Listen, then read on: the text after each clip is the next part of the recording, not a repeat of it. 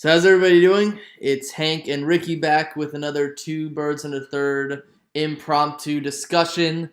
We're going to be talking about Ezekiel Elliott's suspension, and we're going to be talking about our feelings on our team in the first week of the preseason. So let's talk about Zeke first. I think that is what we need to talk about first. Yeah, and how BS the suspension is. Basically. So, I've had to hear it from Kelly for a while. So I guess you could say this is nothing new for me because she's been talking about it all week. It's, to me, and I know Ricky has discussed it in at least, 2 videos, right? Yeah, no, I did a whole, a 17-minute discussion on it, going through the entire... Yeah. Yeah, two whole videos about it. Like, one was a streamed and one was an actual video. And my personal feeling about it is, I could understand the suspension of, 1 game or, a fine if you were just running under the standpoint or the thought process that, he has been in the wrong place at the wrong time constantly. He's been, at a bar where a fight occurred. He's pulled up a girl's shirt. He's been accused of domestic violence. He's been, he drove 100 miles an hour and got caught. I can understand you being like, okay, 1 game suspension, that's something that's perfectly fine to me and completely understandable, in terms of something like that, And then, on the other hand, because of the fact that there's no longer a police investigation anymore into this case. Either he's not guilty, of course, which is what the authorities have been saying, or our justice system is totally inept and a 6-game suspension is he's lucky to get a 6-game suspension, Yeah, see, now here's the thing. When I looked at this first, and when you're looking at the suspension, you have to look at what are they suspending him for. According to what the NFL stated, they are suspending him without pay for the domestic violence accusation. Mm-hmm. So I was like, you know what, let's go ahead and look at this domestic violence accusation. If I'm the NFL, listen, this is what I think's ridiculous. If you have substantial evidence to prove Ezekiel Elliott has done this, release the evidence and show people. Don't be like, we have evidence, but we're not going to show it. You know why I think they didn't show it? Because I think they knew Zeke was going to appeal it, so they're going to wait till this goes to court, which I don't think they have enough evidence to prove this. Because if you remember, and I have the information on me right now, I have a text. So one of the witnesses, they say, "Do you want me to lie about what happened that night because Zeke's lawyer is about to call me? Hurry, text me back." Right. And then she says, "Yes, do that." Uh-huh. And then the Tiffany Thompson says, if they ask, he dragged me out of my car, okay? Right. And then the witness goes, "Okay, just now when we got here, we pulled up and he showed up, then yanked me out if the police ask." Mm-hmm. Now, this is the thing. I understand domestic violence is no laughing matter, but the way the NFL is handling it is extremely horrible because it completely devalues the way other situations happen. So, in this instance, Ezekiel Elliott is accused and is suspended off of the accusation without no proof or substantial evidence to prove that he did that. I can understand, okay, 1 game suspension for the antics that have occurred over the past couple months. But the fact of the matter is it takes a year, and then all of a sudden this other stuff happens. It's like, okay, we can suspend him. It's like, no. If you're, the situation should have been resolved easily, and the appeal should be resolved within the next 2 weeks. Uh-huh. So it's definitely going to be before the regular season starts. And I guarantee you that if the suspension isn't repealed, you're gonna see a lot of crap happening in the league. Yeah. So. I don't think he's going to be able to get away. I mean, remember what happened to Tom Brady. I don't think that in a way Tom Brady was falsely accused, but when it comes down to it, I don't think he's going to get his suspension all the way down. Oh, no. And probably the worst thing that could happen is he absolutely loses his appeal and he gets suspended week 5 or week 6 and he serves a 6-game suspension and he's gone for the middle of the season, which it's not the most important. It's not the most important part of the season, but it's still pretty big. But here's the thing. The problem I have is that people are comparing this to the Tom Brady situation, the difference is that Tom Brady, if he wasn't complying with the NFL, which from what I saw he wasn't, because he wasn't providing evidence. Zeke was gladly providing evidence to the NFL, yet they refused to think that he was providing substantial evidence. When if you look all over the internet, and if TMZ, you see, pictures of these wounds. Now keep in mind, I'm not saying that this is for sure written in stone, it's a lie. Because there could be something that comes out that proves me completely wrong.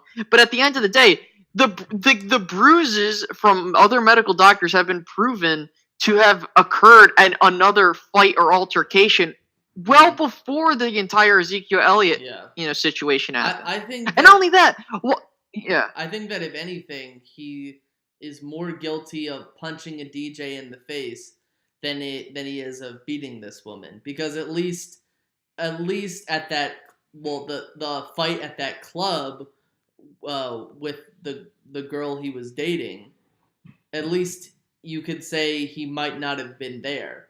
The bar where the DJ got punched, he was there, so it's plausible that he could have done it. You know what I'm saying? I mean, if you're gonna suspend him for anything, suspend him for that, or suspend him for pulling that girl's shirt up. You know? Exactly. Yeah, exactly. And this is what I think is going to happen. Zeke's going to appeal it. Rodgers going to be like, okay, I think I did this way too harshly. I'm going to reduce it to 3 games or 2 games or 1 game. And what I think's funny is how all these fans of other fan bases, not necessarily you, Hank, but other fans of the fan bases across the league are like, look at what Zeke, oh man, they're going to go 0-6. Yet the same people were saying, oh, he's all product of the offensive line. It's like, we'll get into when we do our preseason. I thought that was Dak that was the product of the offensive line, not Zeke. I don't know. Yeah, exactly. And people are just trying to find a way to, point and laugh at the Cowboys. But I think the Cowboys will be perfectly fine when we do our preseason evaluations. But I think that I look at this and I think to myself, what if this was Carson Wentz? What if this was Odell Beckham? What if this was random Redskins player? What if it was them that was responsible for this? And not to mention, you have people like Joe Mixon who have actually been charged with a domestic incident. There's evidence of such, and he's not getting suspended. Well, this is what's, I think, stupid, and the whole consistency before he was in the NFL. Exactly. It's the whole idea of consistency that's the problem. It's like, it's not because he's a Dallas Cowboy and I happen to be a fan that I'm upset with the situation. It's the fact that I just want consistency with punishments. It's like, Ezekiel Elliott should not have been given the suspension because there is no evidence to prove that he for sure hit and abused this woman. Yeah. And yet people are going to forever, for as long as these people live, accuse and label Zeke something he possibly most likely isn't, and that being a woman beater. And that is what I feel bad for Zeke about, is because he will forever have that label on him, similar to how Ben Roethlisberger, I understand all these other situations have varying circumstances, but like how Ben Roethlisberger, some people call him a rapist. Some people call Tom Brady the cheater, and I understand all the situations do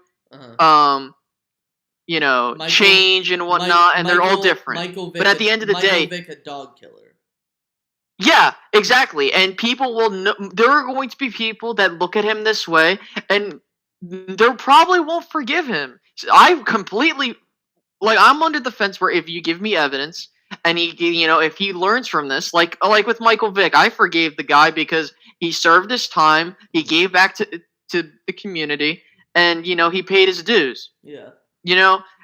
With Zeke, I think that it could help the Cowboys. It might be a blessing in disguise because it's going to help him mature. Not only that, if he's gone for 3 games, then he doesn't have much tread on his tires. Yeah. So the Cowboys can utilize him more, and he'll be more fresh. Yeah. But I this is just ridiculous. I think that if you look at any other player, and only that, I think that this was a completely biased case because the person in charge of the investigation, not Roger, but this woman who was she's a confirmed Giants fan, so there is some bias in this.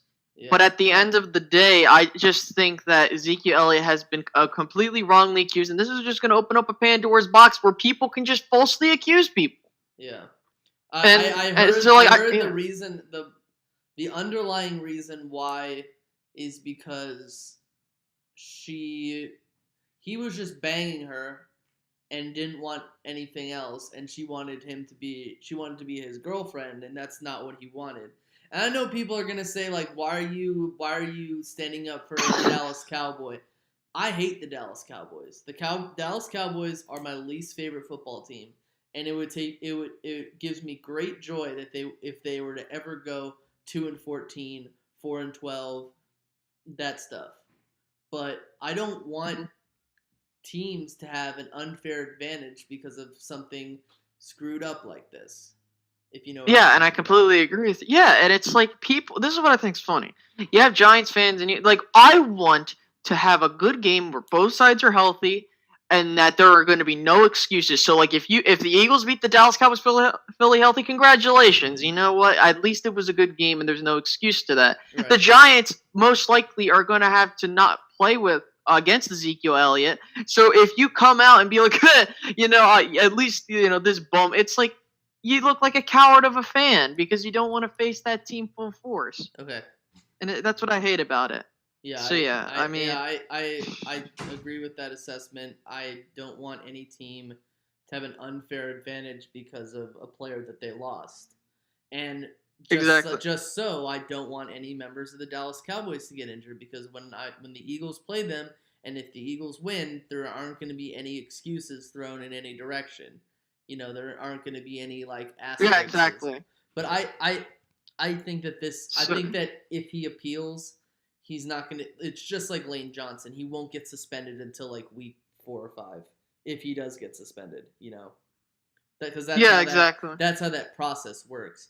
I just feel like at the end of the day, Jerry Jones is going to have to create an underground layer for Ezekiel Elliott, and that's where he's going to have to be for the rest of his life. Because it just seems like trouble follows him everywhere he goes. The guy has been for 4 or 5 times in the media for stuff that's happened, where he's been there, or he's been at the scene of something, he's been questioned. It's just it's shaky, and I can understand if they suspend him for a game because of that, just to set the message of don't be near trouble, but I don't agree with a 6-game suspension because I don't think he did anything. I don't think he did anything bad. Ezekiel Elliott's an idiot. He's an immature. Yeah, idiot. I think I think he needs to grow up. But I don't think he hit anybody off the football field. Of course, he hit people on the football field, but not off the football field. So I think we should turn it to this Marshawn Lynch thing. One of the youngest running backs in the league, and now to one of the oldest running backs in the league. I think the story is that he was seen in the preseason game. He was seen sitting while they were playing the national anthem, which, by the way, is completely legal. And a lot of people are upset about this because they think Marshawn Lynch is trying to send a message, but actually Marshawn Lynch is just a giant troll. Marshawn Lynch usually spends the national anthem in the locker room. He doesn't come out for the national anthem. So those of you trying to equate this with like Colin Kaepernick and this whole freedom of speech thing, no, he's and you're not gonna figure out a reason why because Marshawn Lynch doesn't talk to the media. So it's like he's just it's like whatever. Trolling. It's like a non-issue. It's a non-issue that people are making an issue out of. Understand that you can have your opinion on you have to stand during the national anthem or else because it's respectful. The thing is, Marshawn Lynch has been known to be a disrespectful person. So he doesn't care. I'm just doing this so I won't get fined. Yeah, he just gives zero rats' asses. Yeah, exactly. I personally don't care anymore. This is just this whole story about Marshawn Lynch sitting is a complete non-story for me. It's just like whatever. Same. Like the dude can do what he want. Yeah. It's like he's probably gonna, if he told you like why he sat down, he's probably like, oh, man, I was just tired. Yeah, here's some Skittles. Finish them off. Yeah, I was just finishing up some Skittles. So I dropped one and I was trying to find it under the bench. It's like, to me, it's relevant enough to bring up, but not really to analyze. Yeah, all right. I think we should because this next part's gonna take a bit. Do you wanna talk about your Cowboys preseason game yesterday? Yeah, sure. It was nothing special. I was just looking for people to pop off my screen, and I actually saw some. Let's see. So to start off, I think I need to see more from La'el Collins from the right tackle spot because I saw him struggling a bit, but I don't know if it's just one of those. It's one of those games where it's like, oh, you know how like sometimes you'll have like your players all has an off day. I'm hoping that's what it is. Mm-hmm. I don't want La'el to start struggling, but I think he'll be fine. Jonathan Cooper looks really solid at left guard. He's been playing that position like nearly 24/7 in the Cowboys scheme, like every single quarter. So he's getting experience there, which is good. Mm-hmm. I know Tyron Smith's having back troubles, but whatever. So I think the line will be solid as long as no one gets hurt. Knock on wood. But I think what really intrigued me was the quarterback situation. Taco Charlton had a nice sack. Oh yeah, it almost resulted in a safety. Yeah. And I'll get to that in a sec. Yeah. The whole defense. So first, looking at the offense. So I think Kellen Moore's stock is beginning to drop because of Cooper Rush. Yeah. Cooper Rush is actually surprising me. I thought he would just, I didn't think he was going to be much, but I'm surprised at how well Cooper Rush has developed. And I hope the Cowboys keep him as the third string and eventually develop into Dak's backup because he can put the ball where it has to be. Yeah, he could throw the ball quite nicely. He doesn't have a lot of arm strength, but he can put the ball where it has to be, so he's very accurate. So I don't think Kellen Moore is going to stay on the team for a considerable amount of time. I think he will eventually be cut after this season. The rabbit. Yeah, rip. As for Rico Gathers, he is surprising everybody. He's doing phenomenal. He so far has caught every pass thrown to him, or nearly every pass thrown to him, and he's caught 2 touchdowns and over 100 yards in both the preseason games with the action he's been given. Mm-hmm. I think he's developing extremely well, and I hope he gets put on that 53-man roster. He deserves it 110%. Mm-hmm. The guy's been balling out. He's a freak of nature, and like when he catches the football, it's like nothing to him. Like he literally when he caught his first touchdown pass, he literally just put his hands up and caught it. That's what basketball does. But I think that he was overall he was pretty good. Gathers. Yeah, I think overall, yeah. Overall, I think the Cowboys are experiencing that is what I wanted to see. I could care less if it's a win or a loss, but what I saw from Cooper Rush and Rico Gathers on the offensive side of the ball, as well as a bit of Jonathan Cooper, really enlightened me to know that we have some good pieces there for the future. Now, as for the defense, Mr. Taco Charlton gets his first NFL sack and actually did a lot better than his first appearance. Yeah. He's showing that he can. I'm not expecting him to be much. I know people want to be like, "Oh, but Derek Barnett's going to be better." It's like, yeah, because he was drafted higher, so you expect him to be better. It's like, come on. Yeah. With that being said, I think Taco has done a fantastic job currently with his pursuit of the ball. I mean, the Cowboys caused 6 forced fumbles for the Rams. Yeah, I saw that. On the defense side of the ball. And I think we need to just get down pursuing the ball. Yes, it's preseason. I understand that. But you want to see some of these rookies start to show, progression.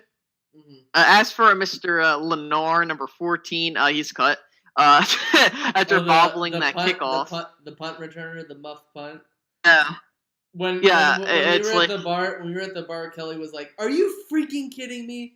Who is that?" That's exactly like when I was at the Phillies game. Like I was like watching live feed in between the innings. Yeah. And I'm like, "Are you kidding me? Who's this Lennar guy? Get him off my team immediately." No, but at the end of the day, I think the Cowboys are doing much.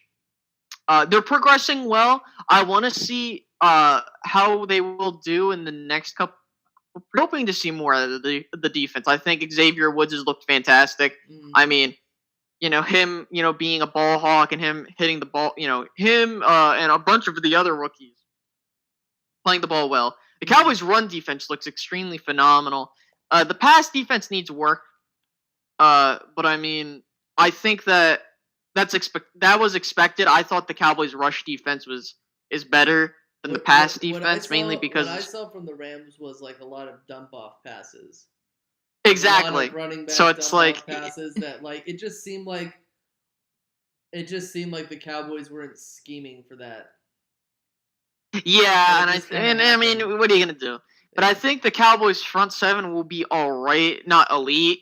But it'll be all right in terms. Like I think they'll do phenomenal against the run. But as for the pass, it's going to come down to how the cornerbacks and the linebackers play. Yeah. And we haven't seen what Jalen Smith looks like.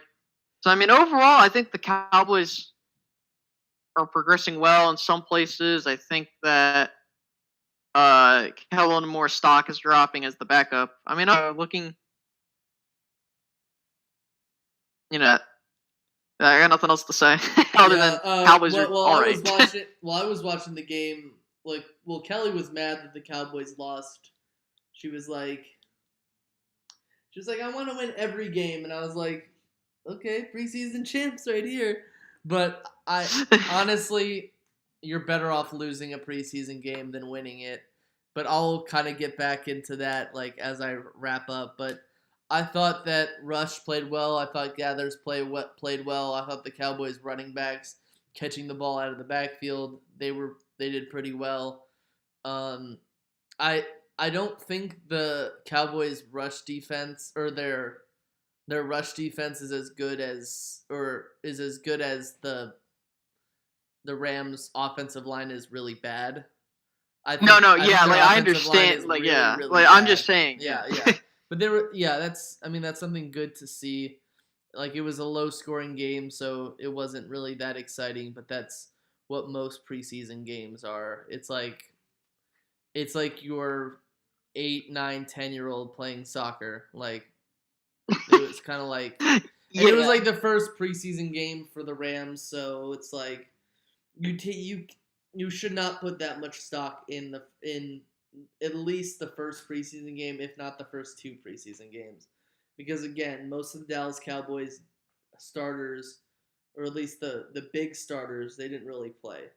Your Zeke's, your Dax, your Dez, your Witten, they didn't play. So, and I forgot to bring this up, and this is why I think the Cowboys will be fine in the long term. As if say hypothetically Zeke's going for 6 games, I doubt that's gonna stick. Mm-hmm. But whatever, anything can happen. Yeah. But I think the Cowboys will be fine. Like you need like a lot of people don't realize like they have Darren McFadden, who was once a 1,000-yard rusher behind the Cowboys in 2015. Yes, I understand that McFadden's older. I'm not expecting him to be elite, but he can get the job done. You have Alfred Morris, another 1,000-yard rusher. Again, not expecting much. I mean, yeah. Like, I'm not expecting them to be like, oh, they had to rush like 200 yards every game. No, they're not going to do that. Yeah. But at the end of the day, I think Darren McFadden will be fine as the starter with Zeke out. I mean, but like you got to look. If you look at all the other NFC East teams, right? Darren McFadden and Alfred Morris could be starters on all of those teams. Yeah. Like Darren McFadden, definitely a starter on the Giants, definitely a starter on the Eagles, definitely a starter on the Redskins. Same thing with Alfred Morris, possibly, depending. Well, outside of the Eagles because of a scheme fit, but yeah. I think that Dallas has the most stable running back group. I mean, they added Ronnie Hillman as well, which he's not necessarily bad, but he's not elite. Like I said, I mean, they have a very good stable of running backs at their disposal, and a lot of people don't recognize that. And I think that the team will live and die by Dak, not by Zeke.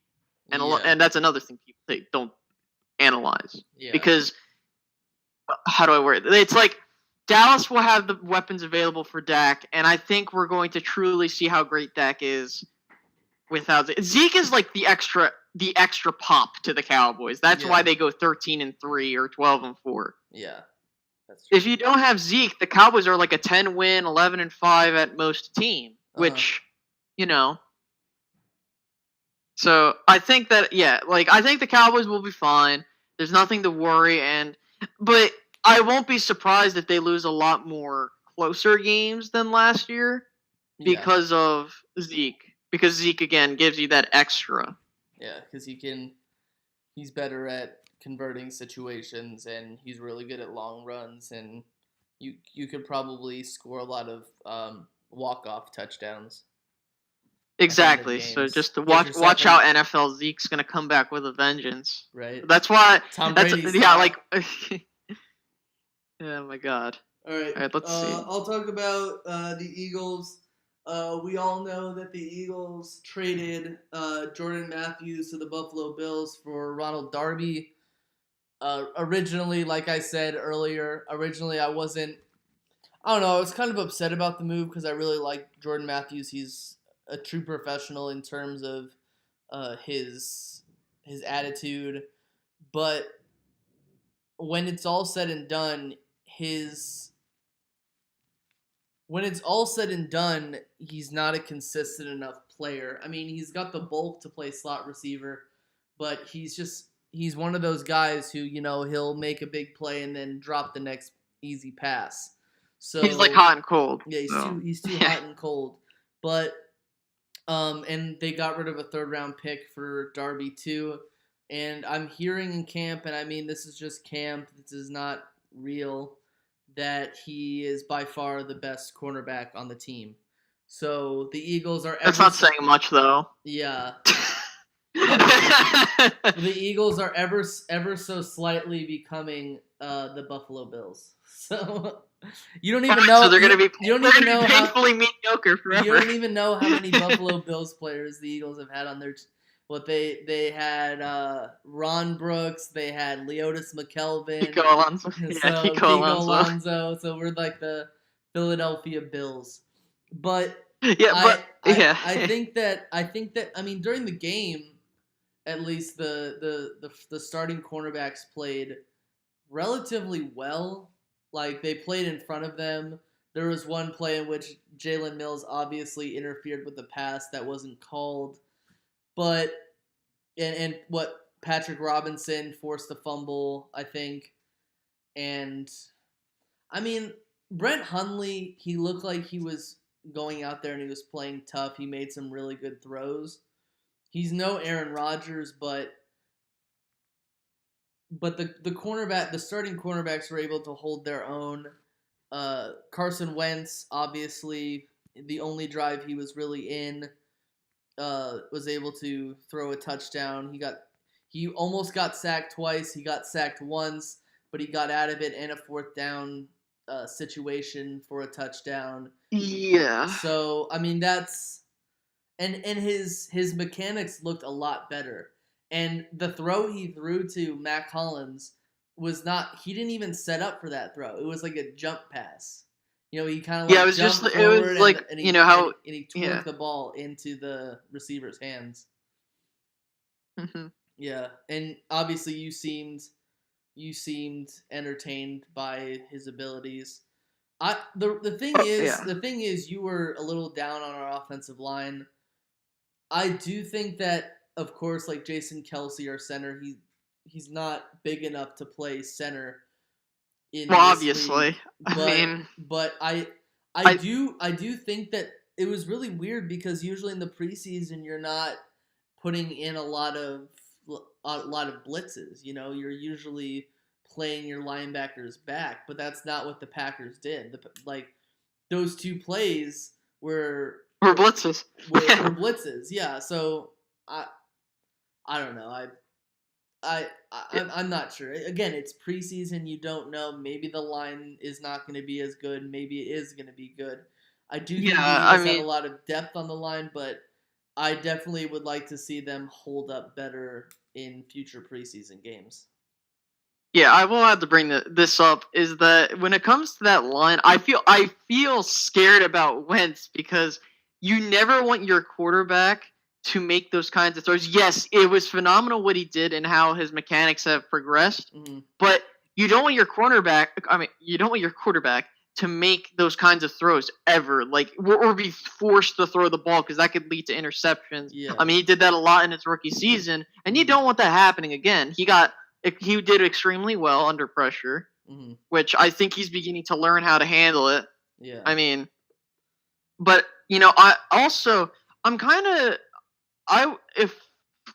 what I think the Eagles are trying to do is with them trading Jordan Matthews, I think they're probably banking on Alshon Jeffrey being the long-term solution at wide receiver. Yeah. Which was thinking that or Mac Hollins. Or that. Because he played pretty well too. Yeah, and I think that's probably what it's going to bank on. And I am a person that, and I think I mainly get this because of how the Cowboys have been building over the past couple years through the draft. I'm one that doesn't believe in trading up, but trading down, getting more, and using draft picks to get talent. Yeah. I don't believe in trading draft picks. I don't believe in trading draft picks unless it's absolutely necessary. And so, I don't like it when when teams keep if my team kept throwing draft picks to, and I know we've had bad experiences with, moving out and moving in to get players. So yeah, I'm not a fan Roy Williams. of moving up or down. Exactly. That's one instance. The thing that I feel about Roy Williams that was different is the fact that Roy Williams, the Cowboys at that point in time were a team that had a lot of disarray. You had T.O. who was not content with his position on the team, and there was a lot of drama. You had Pac-Man Jones, and Jerry still ran the team and making horrible draft picks himself at that stage. I just feel I feel like that's a different situation. Alshon Jeffrey in practice, he catches everything that comes to him. So, I'm not saying that the whole thing with Alshon Jeffrey is going to be a bombshell. That's not what I'm saying, which I think you're aware of. What I'm trying to say is that when it comes to the whole situation with trading draft picks to acquire players, I'm not a fan of that because I'm not either. Because think about it. Because think about it. You might end up having. But this is a different situation because I don't think the Eagles were going to sign Jordan Matthews. And I think this was the last year of his contract, I believe. Yeah, it was the last year of his contract. Yeah. He had underperformed, and even if he had performed well, I still don't think they would have signed him because he's not a starting wide receiver. And in the instance you're comparing him to a guy like Jason Avant. Jason Avant didn't really catch a lot of touchdowns. He caught a lot of third down passes. He reminds me of Terrence Williams. Matthews. And like Jordan Matthews, yeah. Uh, Terrence Williams could play number 2 receiver. I don't think Jordan Matthews could play anything but slot. Really? I always thought he could try to play number 2. He's tried to be the number 1 guy, but it hasn't worked. He's tried to be the number. I think that's the same. He's tried to be the number 2 guy, and it hasn't worked. With Terrence Williams, he doesn't have to be the number 1 guy. Yeah, I think that's the biggest problem, and you gotta hope that Nelson Aguilar, and God forbid, he actually does a thing. The GOAT. I think what Doug Peterson is banking on is that he does something at slot, because think about it. All you're gonna have is Alshon Jeffrey, and Torrey with Smith. The Cowboys, and I know what's up. And Torrey Smith. Yeah, and I'm not trying to say these situations. Well. I understand they're 2 completely different offenses and how they work, but with the Cowboys, they have multiple weapons at wide receiver that they can go to, so it's hard to cover all those weapons. As for the Eagles, literally all you had to cover is Alshon Jeffrey, assuming that all the other ones are crappy receivers, which I'm not saying they are, but if that ends up becoming the case, sure, Wentz should be doing a bit better, but you can't expect him to do much if his number 1 guy is covered up 24/7. Yeah, I mean, you also have Ertz. Who knows? You have Ertz too, who's a big receiver. That is true. He's been the one who's been getting double covered in the past. Yeah, but But the preseason's the preseason. It doesn't matter. Again. Yeah. Who cares? As long as your main players don't get injured and as long as you don't show your hand for the season, to me, that's all that matters. As long as your starters aren't fighting to score against backup players, that's really all that matters. What I do want to talk about on a final note are people who just take the preseason way too seriously, clearly who come on the internet and whine and complain about losing a worthless preseason game. I think, yeah. You probably know who I'm talking about. I know who you're talking about. I just think that I just don't think it matters. It really doesn't, and if you're gonna get worked up about losing a preseason game where the starters were actually winning it at a certain period of time, and the look, in a regular season game where the Eagles go to Lambeau, they're losing. Okay, that's just happening. Aaron Rodgers didn't even play. That's just how relevant this game was. And if you're gonna come onto the internet, whine and complain about it, I'm sorry, you're not an intelligent sports fan or an intelligent football fan, and nobody should be either watching you or taking any note about your personal opinion. Exactly, and I think that me personally, how I take the preseason, and I think we both is we look at certain sections of the game and we basically get upset. Say for example, if in my case with the Cowboys, if Rico Gathers is not performing to expectations or something, I'd be upset because banking on this guy to be the possible successor to Witten, or Jalen Smith, or he drops a pass. Say he dropped that touchdown, it went right into his hand, and he just dropped it. Like Nelson Aguilar. That's where I get mad. Nelson Aguilar dropping that 2-point conversion, right? One of two of his opportunities, he lost a yard and he dropped a 2-point conversion pass. But I just can't wrap my mind around, besides maybe getting views or something like that, that's the only thing that I can wrap my mind around. And I swear, people ask me about who we're talking about all the time. They're like, "Do you know that guy, right?" And I just have to shrug it off and say, "I know of him. I've met him before." But I've met the one. But it's like, you need to calm down. You're gonna get really. You're gonna pop a vein. you're gonna have a stroke. Well, okay. Yeah, exactly. Yeah, I mean, like, see, like, there's a difference between if I'm upset in a preseason game, that, like, if it's a regular season, like when Terrence Williams forgot how to play football and run out of bounds, I was extremely upset with him. I was like screaming at him, like, "What are you doing? Yeah. Are you kidding me?" Like, okay, of course, I don't think Dan Bailey's gonna make like a 60-yard field goal. No, that's but still give him the chance. Yeah. I mean, it's like that's when you get frustrated. Yeah, a regular season game is when you are allowed to get frustrated, but the guy knows preseason. The guy knows nothing. I will say the guy is allowed to be a fan because who am I to say that you cannot be a fan? But if you're getting that stressed out about a preseason game, if you're getting that stressed out about losing a preseason game,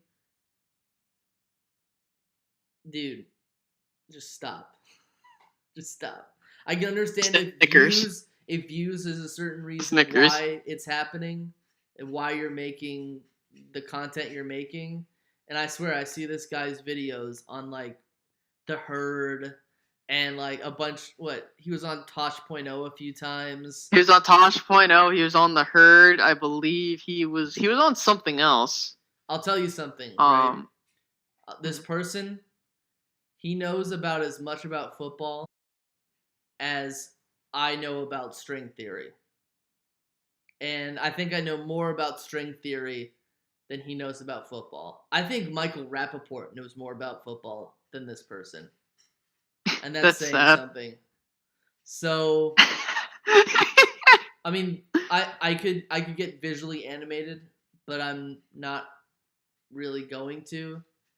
And the reason why I'm not bringing up this individual's name is because I don't want negative attention coming to this podcast in terms of you're trying to get views off of him. That's why you're saying his name and putting his name in the title.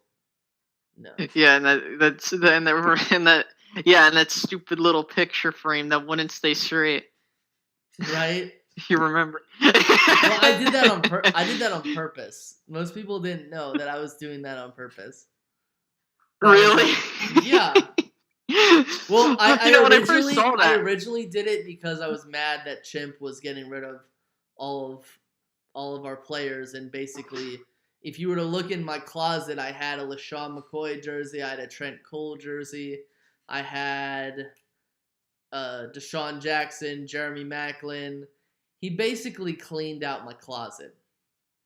Okay, Eminem style. No, yeah, I mean. You gotta be kidding me, man. It's just like... Alright, but before we go, little notification. We have two spots open left. Because I did not get one guy to join. I don't know what's up with Wesley. He didn't join yet. Oh, okay. I can tell... But you invited him, right? I can tell him for you. Yes, I invited him. Okay. And if he needs me to send him another invite, I will. If he has another email, that's fine. So we got 2 spots open left. No money is off. What's your fantasy football name? What's mine? Yeah, what's yours? Like the team name? The team name, yeah. Oh, the meme machine. The meme machine. Because this machine never stops. It keeps on chugging. Yeah, and for those that don't know, my profile picture is the 3-28 Atlanta Falcons New England scoreboard. My team name is Long Green Johnson. The picture of Chris Long, something Green, and Lane Johnson. in a row. So I could have had so many choices in that decision. I mean, I could have been like Long Cox. I remember one year when they had Antonio Dixon, or I don't think his name was Antonio Dixon. It was something Dixon, and Fletcher Cox. My name was Dixon Cox. It's like, honestly, like the phallic jokes. I wonder why I'm I'm in a I want to get this spots relationship. No, but I want to get these spots filled up because I want to have the draft lottery sometimes this Saturday because the I want us to have enough time between I think the preseason end. I don't know. Say that again. But could you not hear me? Yeah. When does the preseason end? I think it's the 2nd of September. I have no idea, but I want to have the draft lottery / draft position or the division positioning done on the 19th, so that we're all ready to go and like we just have the schedule the draft day. I don't want the draft until like after the. I mean, game. Yeah, I completely agree with you. I don't want the.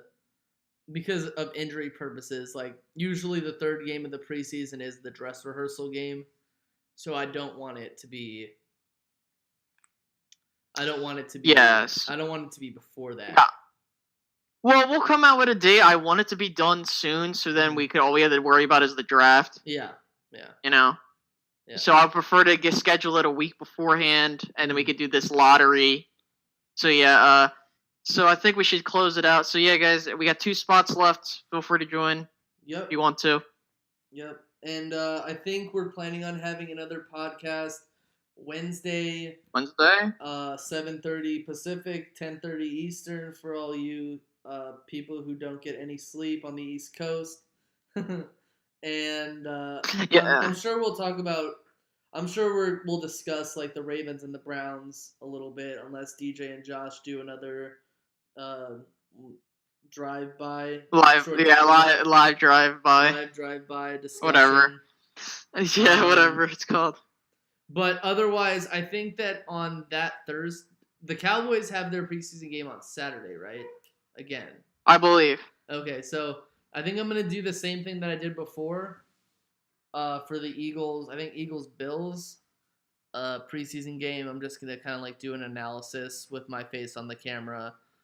Your ugly face. Yeah, my ugly face that I got a lot of abuse about by unfriendly commenters who wanted to have me stream the game. Honestly, and because I was helping out a Raiders fan last night on his phone because we were at a bar and they weren't showing the Raiders preseason game because where I live is kind of out of that zone. We're kind of out of that zone, and he needed help, and I ended up going to YouTube to help him. So if you really want to see the game, if you really want to see a streaming of the game, it'll be on YouTube if you have a phone. If you don't have a phone, right, and you have a computer, just go on Reddit. So,